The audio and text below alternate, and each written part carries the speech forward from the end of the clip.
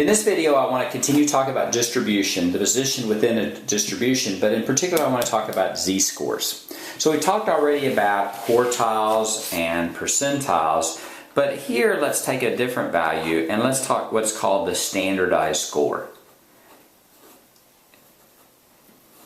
And the standardized score is a really nice way of taking any value and putting it into kind of a standard description. So let's talk about how we're going to do that first. Well, first of all, what we need is we need to know a measure of the mean. Let's call that x bar. And also the standard deviation.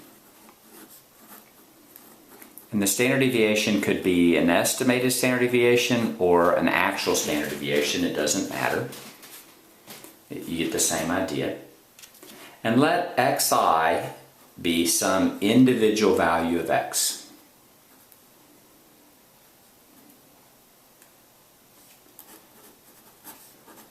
And someday, you could, I believe that you'll see a lot more standardized scores because it's a really nice way to describe a value. So the definition of a standardized score or a z-value is simply to do this. We say that zi is equal to xi minus x bar divided by sigma.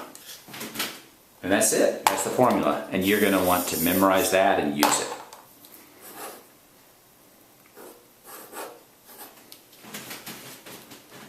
Let's do an example.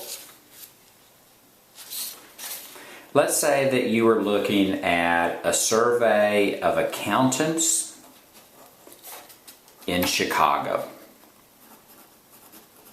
And accountants in Chicago made an average salary of $78,000 per year with a standard deviation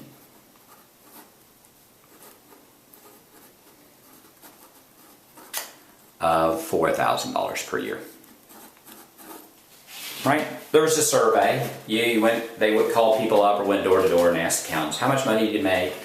They calculated the mean and they calculated the standard deviation. And then let's say you live in Chicago and you're an accountant and you make $81,000 a year. So the question is, what do we know about how much money you make? Well, first of all, you know that you make more than average, right? And you know that you make $3,000 more than average. And you also know that you could potentially calculate the percentile, though you might not have that information. So let's figure out what the z-score of this is. We'd say your z-score, zi, the formula is xi minus x bar over sigma. So your I, so that's your value, so that's 81,000. Subtract that by the average, so that's 78,000. And then divide that by the standard deviation, which is 4,000. And you get 3,000 over 4,000, or 0.75. And then that's a really nice number to interpret. The way to say that is because that's positive, that means you make more than average. And how much more than average do you make? 0.75 standard deviations above the average. That's how you did the z-score.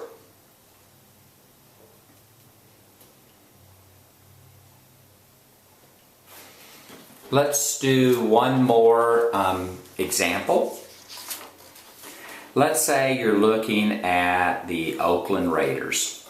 You're thinking about betting money on the Oakland Raiders to win the Super Bowl, right? And what you do is you find out that the average NFL team scores 24 points per game. And I don't know if these are right. I don't follow football much anymore. I did a lot in the 70s. And let's say the Oakland Raiders score 20 points per game. Now you can stop right there. What you can do is you can say, okay, well, we know that Oakland scores less than average by less than 4 points per game, right? But we might want to get a standardized scores to see how different is that. Well, let's say the standard deviation in a score, the standard deviation of our sample, which is the average points per game, is going to be 10 points per game. And that's way too high. That's going to be much lower. But in that case, we can get the Oakland, I did that so the numbers work out pretty easily. So we have Zi is equal to Xi minus X bar over sigma. So Xi will be the value of Oakland, so that's 20 minus the average, which is 24, over the standard deviation, which is 10. So that's minus 4 over 10. I'm going to plug that in a calculator real quick, and I get minus 0.4. So the negative means that Oakland scores fewer points than average. And how many fewer? 4/10 of a standard deviation. So let's look at what z-scores give us. What z-scores give us is a value, let's say you have an example of 0.77. So that means that you score, what that would mean would be a score of 0.77 standard deviations above the mean.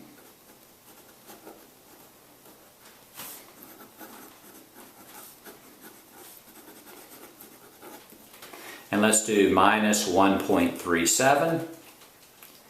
That would mean it's 1.37 standard deviations below the mean. So you measure everything, whether it's above or below the mean, and how far it is in terms of standard deviations.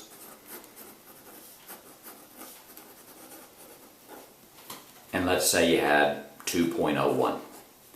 That would be a value which was 2.01 standard deviations above the mean. And we're going to know that that turns out in a normal distribution is very large.